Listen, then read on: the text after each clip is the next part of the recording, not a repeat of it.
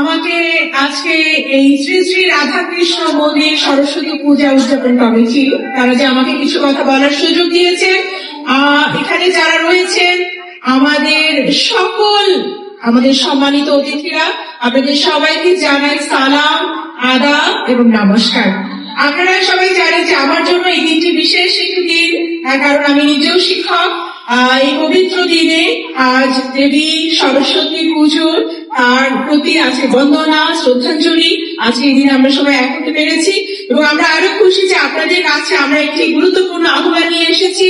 আপনারা জানেন যে আসন্ন ত্রয়োদশ নির্বাচন যেটি হতে চলেছে আগামী 12 ফেব্রুয়ারি, সেখানে আমার বাবা সাইফুল হক, উনি বিএনপি জোটের প্রার্থী, ঢাকা 12 আসন থেকে উনি কোদাল মার্কায় এবার উনি কিন্তু দাঁড়িয়েছেন এবং উনি কন্টেস্ট করছেন।